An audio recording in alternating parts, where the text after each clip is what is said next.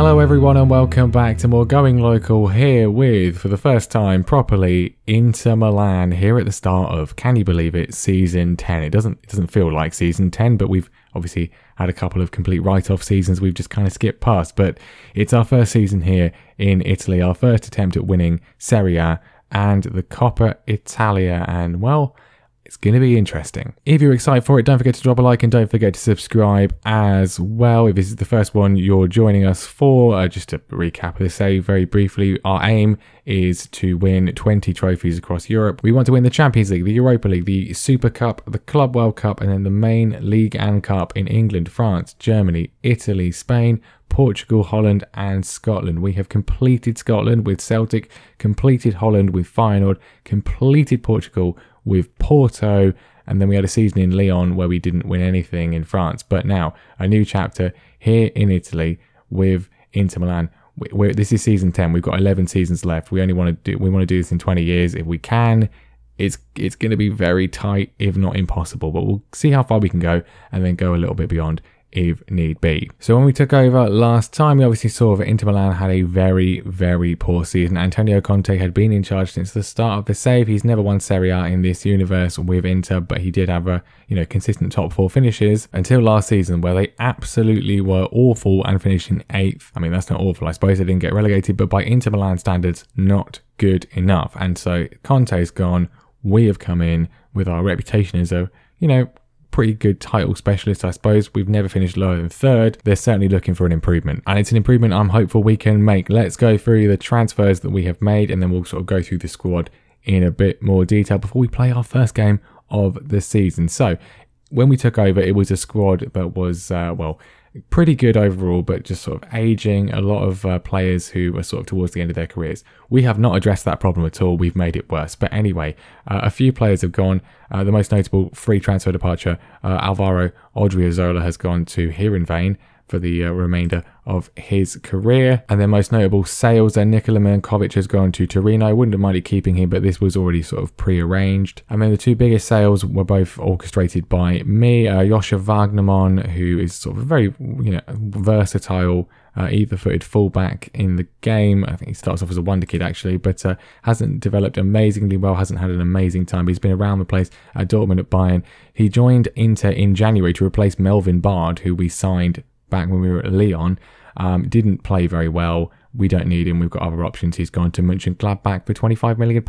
And then the biggest sale, Ronaldo Camara, a player who I looked to sign when we were at Porto, has now gone to Porto for £34.5 million. Decent first season, not quite so good last year. We've got a lot of options in the middle of the pitch. He was already transfer listed. He wanted to go. I wouldn't have minded keeping him, but for that price, probably worth it. But in terms of signings, well, yeah, we haven't really addressed the average age issue. I mean, there's two guys in their 20s we've sold there. We've signed lots of people in their 30s. Now, this one, nothing to do with us. Ferland Mendy has joined on a free transfer from PSG. This was done by the AI. I wouldn't have signed him personally. I mean, he's still physically pretty fine, but we've got a really good left back and a good young left back. We didn't really need him, but he's here. But what about the players that we signed? Well, a couple of youngsters. We'll go to them first. First of all, Nicola Moras here, another striker. We wanted a sort of another. It's the forward areas. That's what we've really strengthened. Obviously, when we took over, there were just no wingers at all, really. So I wanted to address that one. Moras can play on the wing, but he's principally been signed as a striker. We picked him up from Genoa for £7 million, 12 goals last season in Serie B. Looks like a decent prospect with a little bit of potential. Good speed, which is going to be helpful against potentially slower Italian defences, I'm thinking. Decent finishing and composure as well. Could be a good sort of rotation option with Moise Kean and Romelu Lukaku. And then there's a good sort of option on the wings because he's either-footed, can play in the middle of the pitch as well, and a lot of potential to grow into. Samuele Cervi has joined us for a pretty hefty fee, £15 million from Benevento. Didn't have an outstanding season, just below a 7, but still pretty good. 6 goals, 6 assists in Serie B as well. Again, lots to like about this. He's still pretty young, only 21. Great technique and first touch. Other things need a bit of improvement. He's not the quickest either, but he's decent. And the fact he can do a job on either flank is going to be helpful. But as said, we had no wingers other than Moise Kean, who will be occupying the left wing spot principally for us. We didn't really have any other wingers in the squad. So we needed to go out and get some, and we have gone out and got some. And the average age has been, if anything, increased by our signings. But first of all, a man we can trust, a man we know very well, a man who has done a fantastic job for us in the save. We had to go and get him. Riccardo Orsolini joins us as an option on the right-hand side. He's 32 now, still holding up pretty well. Slight decline. I don't think it's much of an issue. Again, I'm not too worried about age with these guys because they're Italian, and Italian players, I always say, age like a fine wine. Their age never seems to affect them. You see players like Buffon, Totti going on for years and years, Del Piero and Di Natale and so on and so forth. Obviously had 2 outstanding seasons under our stewardship of FC Porto. Obviously fantastic goal scoring record in our time there and in the previous year as well. He moved to Leicester last season and did quite well, but barely played, at least as far as the league is concerned. So he's definitely going to get more game time here.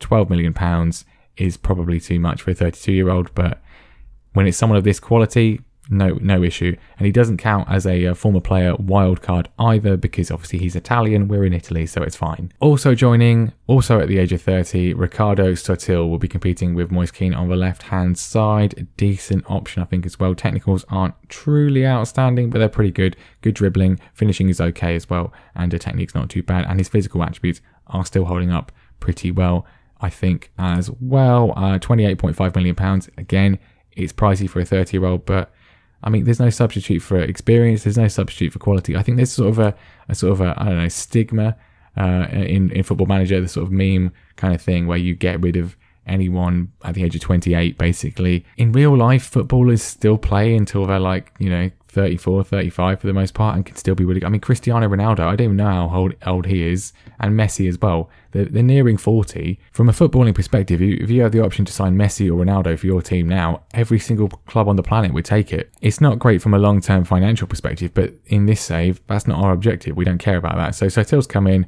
I think, very good option. And it's a similar story for the man on the right-hand side as well. Again, also 30 years of age now. Samuel Chukwueze joins us to be the main man on the right-hand side, I think. He is absolutely fantastic. His attributes are insanely good.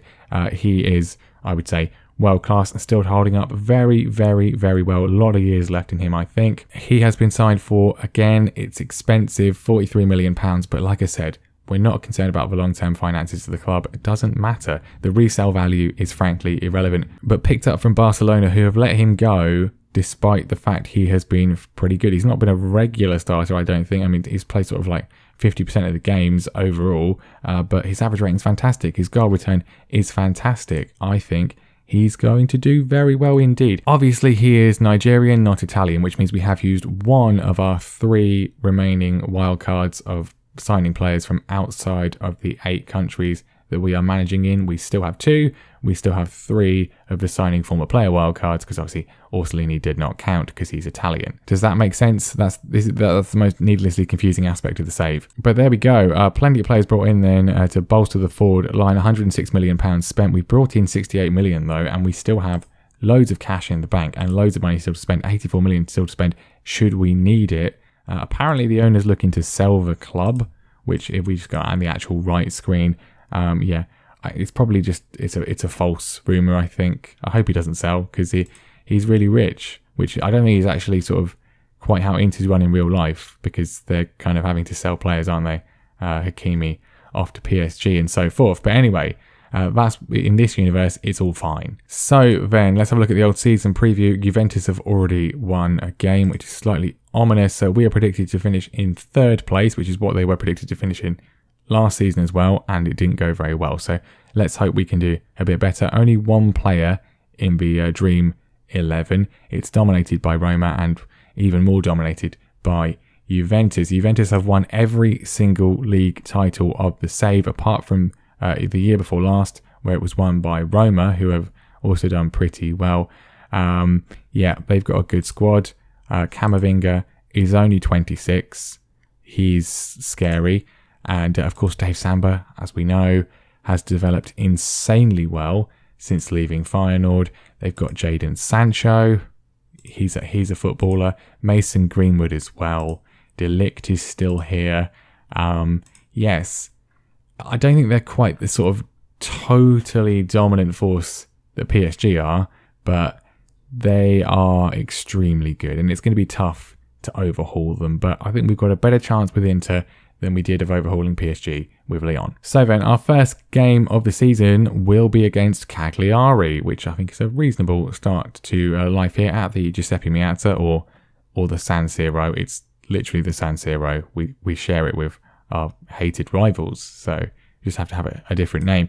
But anyway, the team we're going to be going with for the first game of the season is, well, it's looking like this. I'm not 100% sure, as ever, of the best sort of combinations, certainly for midfield, but this is what I think our strongest team is. What I like is that with pretty much every position, we have got two players, one of whom is pretty experienced and one of whom is a bit more young with a bit more of a higher ceiling, I think. So good sort of contrast of options for each role depending on how things go over the course of the season. But this is how we're going to be lining up for the opening game. We'll go through the squad in a bit more detail as well. A bit of concern about a goal because Bayech is really good, but he had a pretty poor season last year, but I think really the entire team did, so I think he should be fine. And backing him up is Andrea Potrelli, academy product, who looks quite good as well. I think his potential isn't amazing, but I think he should be fine. Left back, the only member of the Media Dream 11, Matteo Ruggeri, is you can see why. He's very good. He's very, very good. I'm not sure why Mendy was really signed, because we've got Aldo Corti here, who again, apart from his crossing and dribbling, which aren't amazing, otherwise is a very promising left back, but Mendy can certainly be involved for now. At right back, Hakimi is still here in this universe and is still really good at the age of 30, so no need for him to not play. We've also got Manzello, regen as well, who's also very, very good. So yeah, there'll certainly be some rotation there. Quite how they did so bad last season, where the defenders are theoretically this good, I don't know. Centre-back Bastoni is still here and will obviously be the main man on the left-hand side of defence. Outstanding left-footed centre-back. He's 30, which in Italian terms means he's got another 20 years of professional career still to play. Partnering him, I'm going with Mario Bakula, son of Scott Bakula, star of Quantum Leap and Star Trek Enterprise. He is, well, very promising, 5-star potential, which I like a lot. His tackling's fantastic. Marking could be a bit better, but his heading's good. As a regen centre-back, I've not really seen too many better than him at the age of 20. If it doesn't work out, if it's too much for him, Milan Skriniar is still here. He's 34. He's still fantastic. I mean, he's Slovakian, but clearly his time in Italy has sort of given him the Italian sort of longevity. And we have also got Matteo Gabbia as well. Very decent fourth choice centre-back. Yeah, we're absolutely stacked at centre-back. Midfield is not quite so good, I don't think.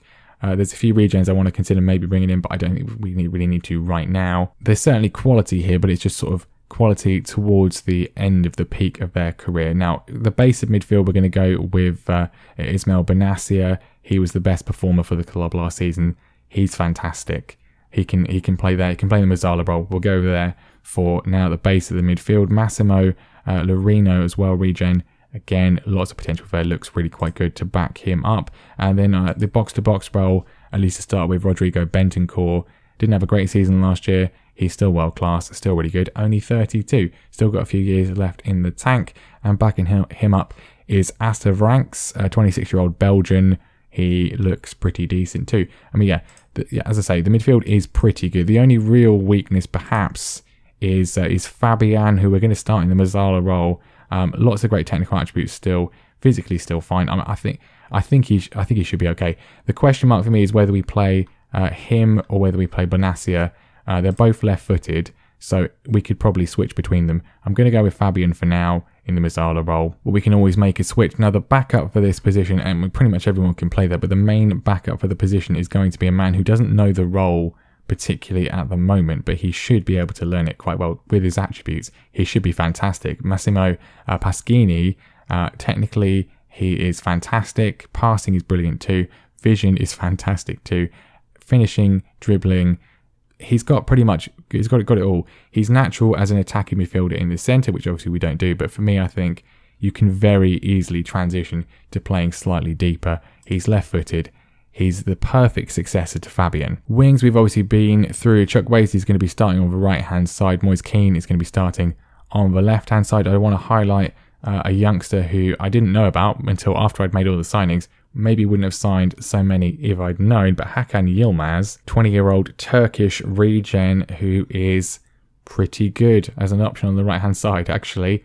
Only 2.5-star current ability, but really good technicals. He will probably have a role to play this year. And then up front, Romelu Lukaku, at the age of 36, is still going to be leading the line. His pace is still fine. His acceleration and agility and stamina are 10, but then he's never been the quickest, has he? So it's just part of his game. His technicals and mentals are out. I mean, his mental attributes are probably some of the best I've ever seen for a striker. Absolutely fantastic. He had a great record last year. Age is just a number. Lukaku is still going to be the main man. King can play there as well, and obviously the regen Maris, who we've signed. 2 other regens in the sort of early stage of their career. Pasquini can play there if need be, but actually the ones we're going to be going with, our third choice really is Kappa Ferry. Here looks really good. Again, lots of potential there as well. So there we go. That's an information overload. Let's go into the game. As said, it's Cagliari. I want to win. I want to win to kick off our time here in Italy. I think we've got the squad to do it. I'm confident. Let's go. Obviously, disappointment for the club last year, but I think if we have a good start, we can have a good season. Right, some decent players in the Cagliari lineup. They've got Zambo and Guisa. They've got Lee Kangen. Nathan Ake is the captain, and De Graca up front is a very, very, very prolific striker in the game, I find. But we should be winning this one without any sort of issues, or at least, you'd hope so. You would hope so. We will give it a go against an expectant fan base, and there's a kickoff highlight for Cagliari. This would be a very bad start to the season. Obviously, we've highlighted their key men, and they're involved with some early touches, but can we sort of win the ball back, or is this going to be a disastrous first few minutes? We have won the ball back. Bentancur is immediately giving it away. And I mean, what is this? It's still a highlight for them, but we do intercept in the end. Hakimi with the intercepting header, and now Chukwueze gets the first chance to show his quality driving through. In some ways, I'd rather they'd scored. Never mind, corner in from Benassia. Can we start with a good corner goal? Yes, we can. That's what I like to see. Our first corner, and it's our first corner goal. Bastoni doing far better than anyone at Lyon managed. I mean, he instantly takes a place in the corner target header rankings, and he's challenging Christopher Julian if he keeps this one up. Another corner. Can he get a second? Benassia puts it in again. Bastoni, it's not in this time. Hakimi, better room for him to run into as well. Can he find a crossing? Pulls it back to Lukaku, who's very deep, but I mean, if it's going to sort of get him involved in the game, I don't mind too much. Fabian to Moise Kean with a shot, and he's not far away. Well, action-packed start. We're only 5 minutes in. We've had more highlights than we have in most sort of full 90 minutes. Bajic with the clearing goal kick, looking for Lukaku. It's a great touchdown from the Belgian. Moise Kean cutting inside. He's going to go for another shot. It's just his second wayward effort in the space of seconds. It's been a very good start, though. Very promising. Great touch from Kean. Flicks it in. It's cleared away by the defender. We've got to be careful here. We're looking relatively well set. Hakimi's very far forwards, which is a bit of a problem. He's out of position. He's recovering. Well, actually, it was Chukwueze recovering. Hakimi was tracking back, but it's a brilliant recovery run from Chukwueze, actually, to set us back on the counter. Now Moise Kean can have another go again. He takes that option, which is very weird, but Ruggieri flicks it in. Benassia with a strike, cracks the crossbar, of course, and Ake gets it away. Well, frenetic opening, that's for sure. We look very good so far, I think. Bentancur with a beautiful switch of play to Fabian, slips in Chukwueze, and Chukwueze, whose effort so far has been pretty good, gets his first effort on target, and it's his first goal for the club. Good throw, worked. The switch of play from Bentancur is fantastic. Great pass in for Fabian as well, showing his quality, and Chukwueze with a fantastic finish, 2-0. Another corner from Benassia. Can we find Bastoni? We can, but he doesn't get a second goal so far. Flicks the ball across, which Moise Kean is able to gobble up. There's lots of options if we can sort of find them. The defence is quite deep from Cagliari, but Fabian pulls it back for Kean, puts it across. Chukwueze's there, and Chukwueze scores his second of the game. Lovely move. Chukwueze with a powerful finish. And 3-0. You didn't see the goal thing because I had to go back and rewatch it on the rewind. But anyway, it's 3-0. That's the main thing. This has been a very good performance. I'm not sure what happened last season. Maybe they just got tired of Antonio Conte. It's a very unrealistic time for Antonio Conte to be in charge of one team. They won't have any sort of issues with that. With us, we're going to be here for, hopefully, only a couple of seasons, get everything won, and then we'll be on our merry way. And if the performances continue like this, maybe it'll be done very quickly indeed. Who knows? Bentancur has it edge of the area. Chukwueze gets himself a first half hat-trick. That is 47 million well spent so far, 42 million, whatever it was. Who knows? That's the worry for the accountants. I'm worried about the football, and he's got himself a first half hat-trick. Another good move. If this can be kept up, if this level of performance can be maintained in what will be a long season, but a season without European football, of course, which could help, then, we could do very well indeed. Fantastic first half. We're top of the league as things stand. It's extremely early days.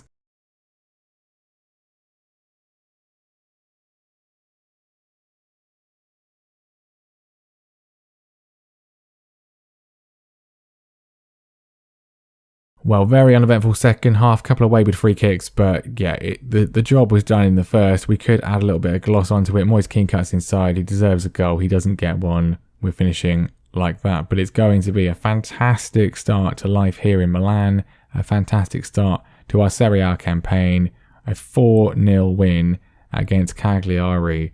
Brutal, clinical first half performance. That's fantastic ratings from everyone. Hopefully that is a marker of things to come. Well, there we go. What a performance from this man. Absolutely scintillating. And yeah, hopefully a sign of good things to come. That is going to be that for today. We'll be back next time for, I think, we'll go a little bit further in, a bit more of a test for us next time, because we will be playing, it's got to be Zebra / Juventus, whatever you want to call them. And then Frosinone as well.